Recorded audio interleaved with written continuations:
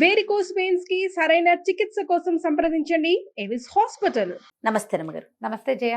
పంచభూత లింగాల్లో మనం ఆఖరి లింగం చిదంబరం అండి. ఆకాశలింగం, ఆకాశలింగం, చిదంబర రహస్యం అంటారు. ఏమిటో చిదంబర రహస్యం. ఆ చిదంబర రహస్యం ఏమిటంటే శూన్యం, చివరికి మిగిలేది ఏమీ లేదు, శూన్యమే ఇదంతా. అదే చిదంబరం. నువ్వు ఎంతగా వెంపర్లాడతావు, గోల పెట్టేస్తావు, ఏమిటేమిటో చేస్తావు, ఎక్కడెక్కడో కన్నాలేస్తావు, ఎవరి జీవితాలో పాడు చేసేస్తావు నీ జీవితం కోసం. చివరికి మిగిలేది ఏమిటి? శూన్యం, ఖాళీ. ఆకాశం శూన్యం జయ. ఆ పైన ఏం లేదు. ఆ లేనితనాన్ని చూపించేదే చిదంబర రహస్యం. చాలా అద్భుతమైన గాథ ఉంటుంది జయ చిదంబరానికి. ఎన్నిసార్లు చదివినా, ఎన్నిసార్లు చెప్పినా ప్రతిసారి ఒక అద్భుతమైన భావం కలుగుతుంది. ఇదివరకు అట ఎప్పుడు ఇది కృతయుగానికి ముందు, కృతయుగము తొలికాలం అయి ఉండొచ్చు. ఋషులు మునులు చాలామంది ఇక్కడ ఉండేవాళ్ళు ఈ చిదంబరం ఉన్న ప్రాంతాల్లో. తిల్లైవనం అనేవాళ్ళట ఈ ప్రాంతాన్ని. తిల్లై అనేది ఒక ప్రత్యేకమైన చెట్టు, అది గుబురుగా ఉంటుంది. మనం ఇప్పుడు కూడా చిదంబరం గోడల మీద ఈ తిల్లై వృక్షాల బొమ్మలు చూస్తాం. ఇప్పుడు అది అక్కడ కనపడదు, ఇంకొంచెం అవతలకు ఉన్నట్టు కనిపిస్తుంది. ఈ తిల్లై వనాలలో ఉన్నటువంటి ఋషులు మునులు, ఋషివాటికలు చాలా ఉండేవి. వీళ్ళు మంత్రాలతోటి యజ్ఞాలతోటి భగవంతుణ్ణి బంధించగలమనేటువంటి ఒక భావంలో ఉండేవాళ్ళు. మంత్రం ఉంది, యజ్ఞం ఉంది. భగవంతుడు వీటికి అతీతుడైన వాడు, లోకాతీతుడు అయిన ఆ అతీతమైన దైవాన్ని మనం బంధించగలమనే ఒక ప్రగాఢమైన విశ్వాసంతో వాళ్ళు ఉండేవాళ్ళు. వీళ్ళు వీటికి నేను అతీతుణ్ణి అని వాళ్ళకి తెలియచేయటం కోసం పరమేశ్వరుడు విష్ణు సహాయుడై వాళ్ళిద్దరూ ఇక్కడికి వచ్చారు. ఎలా వచ్చాడు ఆయన? బిచ్చాధనాథర్ అంటారు. బిచ్చగాడిగా వచ్చాడు పరమేశ్వరుడు ఇక్కడికి. ఆయనతో మహాద్భుత సౌందర్యవతి స్వరూపంలో, మోహిని స్వరూపంలో ఉన్న విష్ణువు కూడా ఆయనతో పాటు వచ్చాడు. ఒక బిచ్చగాడు, బిచ్చగాడి భార్య, భార్యగా చెప్పారు, ఒక స్త్రీ. ఎంత వ్యామోహపరిచే సౌందర్యమో ఆ బిచ్చగాడిది. బిచ్చాండవన్ ఇలాంటి పేర్లే రాస్తారు. ఈ భిక్షగాడుగా వచ్చినటువంటి అతని వెనకాలన్న మహాద్భుత సౌందర్యవతి, మోహపరిచే సౌందర్యం ఉన్నటువంటి వీరు చూసి ఋషిపత్నులు మోహంలో పడిపోయారట. అంటే ఒక దిగ్భ్రమకి చెందారు. ఏదో మోహం కాదు, లోబడిపోవటం. లోబడిపోవటం అనగానే మనం ఏమనుకున్నాం, మనుషులు లోబడిపడటం అంటే లొంగిపోవటం అనే అనిపిస్తుంది. మగవాడికి లొంగిపోవటం స్త్రీలు, ఇది కాదు. మహాద్భుత దైవిక శక్తి అందులో ఉన్న దైవత్వానికి ఆకర్షితులైపోయారు. వాళ్ళు ఎటు వెళ్తే అటు వెళ్ళిపోయారట. వాళ్ళకేంటి, వ్యామోహపరచటమే వాళ్ళ ఉద్దేశం. ఉద్దేశం ఏదైనా వాళ్ళు వ్యామోహపరిచేందుకే ఉన్నవాళ్ళు. ఎప్పుడైతే ఈ స్త్రీలు వీళ్ళ వెనకాల పడిపోతున్నారో ఈ ఋషులకి, ఈ మునులకి అందరికీ కోపం వచ్చిందట అక్కడున్న బ్రాహ్మణ సమాజానికి. అతన్ని అదిలించి ఏం చేసినా సరే సమాధానం చెప్పేస్తున్నాడు. వెళ్ళటల్లా అవతలకి. వీళ్ళేమో ఆయన కేసి కళ్ళు అంటించేశారు, ఏ క్రియలు చేయటల్లా. ప్రార్థించండి అంటే అతన్నే, పూజించండి అంటే అతన్నే, చూడండి అంటే అతన్నే. ఏం చేసినా క్రియ మాంట, వేరే క్రియలోకి వాళ్ళు రావటల్లా. అందుకని వీళ్ళు ఏం చేశారట, మంత్రాలతోటి సర్పాలని సృష్టించి వదిలిపెట్టారు ఆ బిచ్చాండవన్ మీదకి. ఆయన వాటన్నిటినీ తీసుకుని ఒకదాన్ని మెళ్ళో వేసుకున్నాడు, ఒకదాన్ని తల మీద పెట్టుకున్నాడు, కొన్నిటేమో చేతులకి, కొన్ని పాదాలకి అలంకరించేసుకున్నాడు. ఏమిటి, పావులు చూస్తే భయపట్టాల. మంత్రాలతోటి ఒక పులిని పంపించారు. ఆ పులి మీదకి దూకితే ఆయన దాన్ని ఇట్లా పట్టుకుని ఇట్లా చీల్చి ఆ చర్మాన్ని నడువు కట్టేసుకున్నట్టు. ఇంత క్రియ జరుగుతుంటే ఈ స్త్రీలు భయపడాలి, కానీ ఆ దిగ్భ్రమలోంచి బయటికి రాలా వాళ్ళు. ఏం భయలేదేం లేదు, చూస్తున్నారు అంతే. ఇంకా ఆయనకు లోబడిపోయి ఉన్నారు. అక్కడి నుంచి వీళ్ళు ఏం చేశారు, ఒక బ్రహ్మాండమైన రాక్షసుడిని సృష్టించి వదిలిపెట్టారు. ఈయన వాడి జుట్టు పట్టి ఇట్లా కింద వేసి అతని మీద పాదం మోపి వీపు మీద ఇట్లా నిలబడ్డాడు. పైకి నిలబడి ఒక నవ్వుతోటి తాండవం చేయటం మొదలుపెట్టాడు. ఎప్పుడైతే ఈ రాక్షసుడి మీద కాలు పడి ఆయన కాలు ఇట్లా లేచింది, బొటన వేలు ఆనిందట, పైకి లేచాడు. ఎంత మనిషో! పైకి లేచి చేతులు అవి కదిలి, జుట్టు కదిలేసరికి పరమేశ్వర సాక్షాత్కారం కలిగింది వాళ్ళకి. ఆయన ఏం చేస్తాడు, ఆనంద తాండవం చేస్తాడు. ఆయన తాండవమే ప్రపంచం, ఆయన కదలికే ప్రపంచం. ఎట్లా కదులుతుంది? ఎలా నడుస్తాం మనం? దీని మీద చెట్లో పువ్వులో ఇంకోటి ఎట్లా పుష్పిస్తాయి? భగవంతుడి కదలిక అది. అది వీళ్ళకి తెలిసింది. ఎప్పుడైతే ఈ పరమేశ్వరుడి స్వరూపం కనపడిందో, వీళ్ళు అంతకుముందు ఎలాంటి వాడిని చూస్తున్నారు? బూడిద పూసుకుని ఏదో సౌందర్యవంతుడుగా ఉన్నాడు. ఈ పాములు, ఈ పులి చర్మం, ఈ బిచ్చగాడిలాగా కనపడేటువంటి ఒక స్వరూపంలోంచి మహాద్భుతమైన పరమేశ్వర సాక్షాత్కారం జరిగింది. ఆ వెనకాల నిలబడి మహాద్భుత సౌందర్యవతిగా కనపడుతున్నటువంటి ఆ మోహిని స్వరూపం ఆయన లోపలికి వెళ్ళిపోయింది. చూస్తూ ఉండగా అప్పటిదాకా బిచ్చగాడిగా కనపడుతున్నటువంటి ఆయన ముఖంలో దైవ కళ అలా కనపడ్డం. మరి విష్ణుమాయ అది వెనకాల నుంచి ప్రవేశించి వచ్చేసింది. ఎప్పుడైతే ఇది కనపడిందో వెంటనే ఋషులు మునులు తెలుసుకున్నారు. అప్పుడు వెలిసిన స్వరూపమే చిదంబరంలో ఉన్న నటరాజ స్వరూపం. ఆయన చేసే తాండవమే ఈ ప్రపంచపు కదలిక, జీవం. ఈ లేచినటువంటి ఈయన చేతుల్లోకి అగ్ని ఇలాంటివన్నీ ప్రత్యక్షం. వాటన్నిటితోటే కదా ప్రపంచం ఎట్లా నడుస్తుంది? పంచభూతాలతోటి. ఆ స్వరూపం ఇక్కడ మనకి కనపడుతుంది. సాధారణంగా సాంప్రదాయిక స్వరూపం ఏమిటి? మనకు తెలిసేది శివలింగమే. శివుడు ఒక మానవ స్వరూపంలాగా కనపడతాడు. ఇక్కడ నటరాజ స్వరూపం మనం ఎక్కడా చూడం అట్లా. పైగా ఇది ఎట్లాంటిది? ఈ స్వరూపం ఎలా కనపడుతుంది? ఏదో నిలబడి ఉన్నదో, పడుకునున్నదో, కూర్చునున్నదో కాదు. తాండవ స్వరూపం, నాట్యభంగిమలాగా కనపడుతుంది. ఇక్కడే భరతముని ఈయన్ని ప్రార్థించి భరతనాట్యాన్ని రూపొందించాడు. భరతముని రాశాడు, ఆ పుస్తకం రాసుకున్నాడు. నాట్యం ఇక్కడి నుంచే పుట్టింది. భగవంతుడి యొక్క హేళా లీలా విశేషాలే ప్రపంచం యొక్క కదలికలు, పోకడలు. ఇక్కడ మనం ఆ స్వరూపాన్ని చూస్తాం.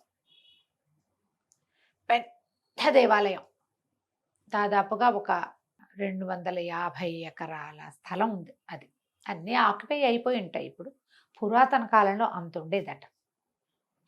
అయితే వరదరాజ పెరుమాళ్గా మోహిని స్వరూపంలో ఉన్న విష్ణువు ఇక్కడ వెలిసి ఉన్నాడు. నటరాజ స్వరూపం చూస్తాం. అక్కడి నుంచి ఒక స్ఫటిక లింగాకృతిలో స్వామివారు మనకి దర్శనమిస్తాడు. నటరాజ స్వరూపం స్ఫటిక లింగంతో పాటుగా ఎప్పుడైతే ఈ స్వరూపంలో నటరాజుగా కనపడ్డాడో ఆ తర్వాత వాళ్ళకి స్వామి మాయమయ్యి అక్కడ ఒక ఖాళీ తెలిసింది. ఒక బిలంలాగా ఉండి అంతా అందులోకి వెళ్ళిపోతున్నట్టుగా కనపడింది ఋషులకి. ఇంత ప్రపంచము, ఈ తిల్లైవనాలు అన్నీ పోయినాయి అందులోకి. తీరా అక్కడ చూస్తే ఏముంది? శూన్యం, ఏమీ లేదు. ఆ శూన్యంగా ఉన్నదాన్ని ఆకాశలింగంగా ఇక్కడ మనకి దర్శనం చేయిస్తారు. అది మనం చూస్తాం. ఇక్కడ స్వామి ఈ స్వరూపంలో వెలిశాడు. అతిపెద్ద దేవాలయం. ఎన్ని ప్రాకారాలో, ఎన్ని గోపురాలో, ఎంతంత ఎత్తో, ఏమి కట్టుబడో. నడిచి నడిచి నడిచి నడిచి కాళ్ళు పడిపోవాల్సిందే. ఎంత అద్భుతమైన సేవాకాలాలు. అమ్మవారు ఎంత సౌందర్యవంతంగా కనపడుతుందో. వరదరాజ పెరుమాళ్ళు ఎంత అద్భుతమైన దర్శనం ఇస్తాడో. జీవితంలో ఒక్కసారైనా చిదంబరం చూసి తీరాలి. మనకి అప్పరు, జ్ఞాన సంబంధర్, మాణిక్య వాచకర్ ఇలాంటి పేర్లున్న సుందరమూర్తి నాయనార్లు, ఈ నాయనార్లందరూ కూడా నందనారు, ఆ నందనారు వీళ్ళందరూ కూడా ఈ చిదంబర స్వామి సేవలో పునీతులయ్యారు. ఒకసారి 6 సేవలు చేస్తారు రోజుకి. ఒక్కొక్క స్వామికి ఒక్కొక్క పేరుంది. తిరుమేని, సకల తిరుమేని, నిష్కళంక సకల తిరుమేని ఇలాంటి పేర్లతోటి పిలుస్తారు. మనకి స్ఫటికలింగం చక్కగా కనపడుతుంది. స్ఫటికలింగం కనిపిస్తుంది. నటరాజ స్వరూపంలో ఏదో చిన్న ఇరిటేషన్ వస్తుంది. నటరాజ స్వరూపంలో ఉన్న స్వామిని కూడా మనం దర్శనం చేస్తాం. అయితే ఇప్పుడు ఆకాశలింగం చూడాలి. తీసుకెళ్తారు అక్కడికి. ఒక కర్టెన్ అడ్డు ఉంటుంది. తెర తొలగిస్తే బంగారు బిల్వపత్రాలు వేళ్లాడుతూ కనపడతాయి మనకి. వాటి వెనకాల ఒక ఖాళీ ప్రదేశం కనిపిస్తుంది. ఖాళీయేగా అనిపిస్తుంది, ఖాళీ కాదు. మనం శివలింగాన్ని పూజిస్తాం. తర్వాత నటరాజ స్వరూపంలో స్వామి కనపడతాడు. అంటే సగుణ బ్రహ్మ భగవంతుడు మనం పూజ అందుకోవడానికి వీలుగా మనకొక స్వరూపాన్ని చూపిస్తాడు. నువ్వు రోజు రూపానికి పూజ చేస్తావు, రూపానికి అభిషేకం చేస్తావు, రూప ధ్యానమే చేస్తావు. అక్కడి నుంచి ఆ రూపంలో నుంచి రూపం లేకపోయినా పూజ చేయగలిగే దారిలోకి మనం వెళ్ళాలి. నటరాజును చూస్తాం, పెద్ద మనలాగానే స్వరూపం, కాళ్ళు చేతులు కళ్ళు పెదిమలు అన్నీ ఉన్నట్టుగా కనపడుతున్న స్వరూపానికి పూజ చేస్తాం. తర్వాత ఆయన తాలూకు రూపమే ఒక్క చిన్న స్వరూపంగా కనపడే లింగ పూజ చేస్తాం. దాని తర్వాత ఇంత కాళ్ళు చేతులు ఉన్నవాడిని ఎంతో స్వరూపంగా కనపడే నాట్యం చేస్తున్న వాడిని పూజించి చివరికి ఒక చిన్న లింగ రూపిని పూజించి లింగ రూపిని దాటాక మనం ఏం చేయాలి? నిరాకారుడైన పరబ్రహ్మని పూజించాలి, భావించాలి, తెలుసుకోవాలి. ఆ శూన్యం వైపు ప్రయాణం చేయాలి. ఆ ప్రయాణం చిదంబరంలో జరుగుతుంది. ఇప్పుడు మనం ఉన్నాం, అన్నీ ఉంటాయి, కరచరణాదులు బోల్డ్ ఉంటాయి, వీటికి బోల్డ్ అని వ్యవసాయాలు ఉంటాయి, రకరకాల పనులు చేస్తాం, ఏంటో చేస్తాం. దీని అంతకి ఆధారం ఏమిటి? ఇక్కడ ఉంది ఒక్క జ్యోతి, అక్కడికి వెళ్ళాలి. జ్యోతిని దాటాక పరంజ్యోతే. ఇంకా ఇప్పుడు దీన్ని దాటాక ఇది పోతే ఎక్కడికి వెళ్తుంది? అది ఎక్కడికి వెళ్తుంది? అది వెళ్ళేది ఎక్కడంటే ఈ ఆకాశలింగం.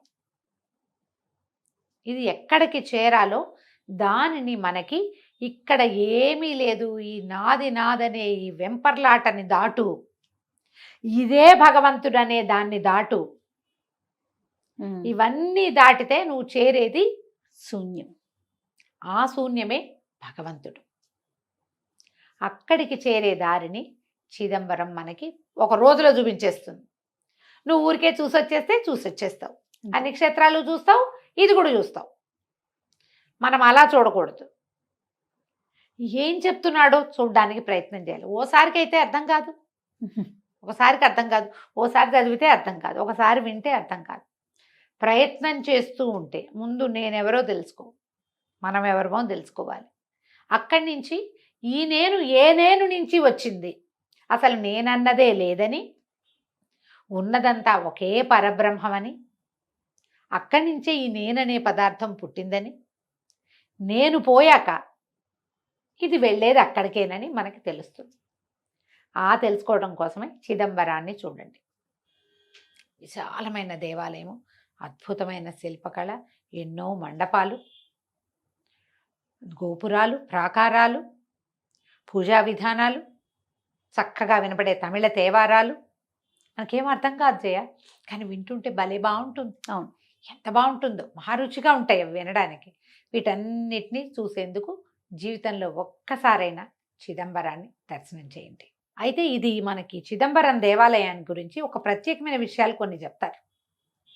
ఇదంతా మానవ జీవన చిత్రంగానే మనకి కనపడుతుంది. అయితే 9 ముఖద్వారాలు ఉన్నాయి దేవాలయానికి.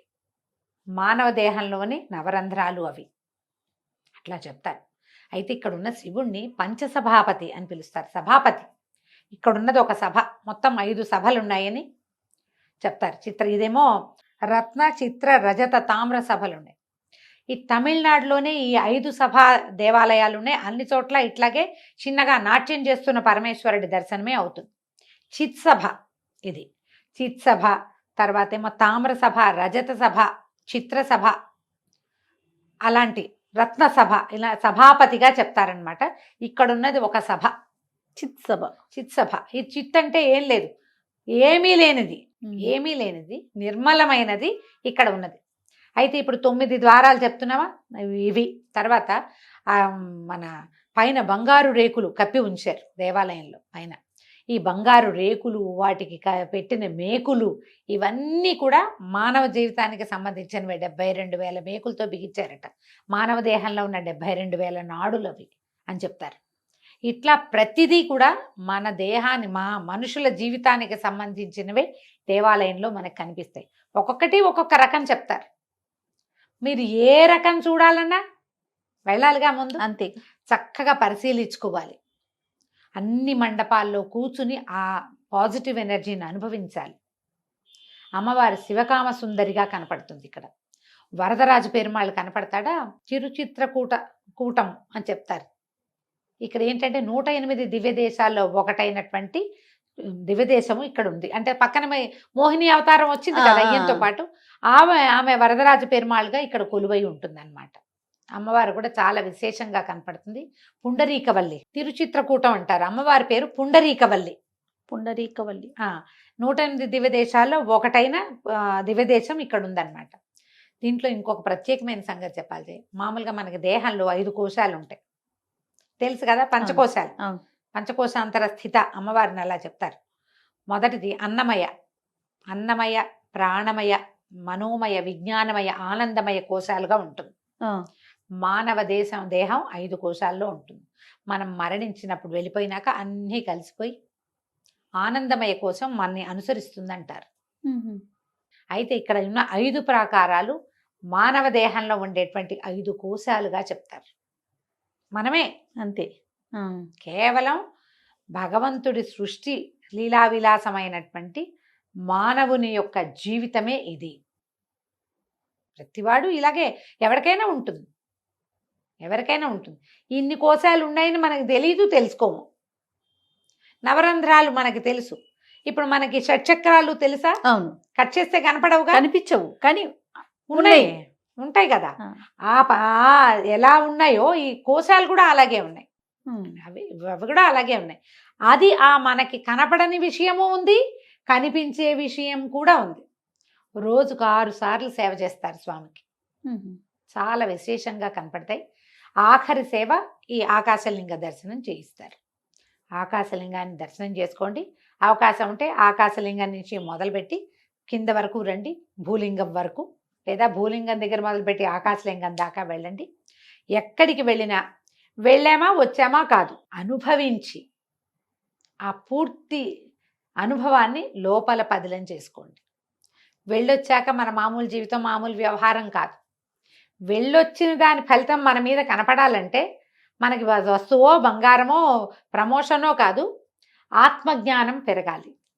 ఆ రకమైన తీర్థయాత్ర తప్పకుండా చేయండి. ఈ కార్తీక మాసంలో ఇంత పుణ్యప్రదమైన 5 దేవాలయాలు, ఆ 5, ఈ 5, 10 దేవాలయాలు చెప్పే అవకాశం లభించినందుకు నా వరకు నాకు చాలా సంతోషంగా ఉంది.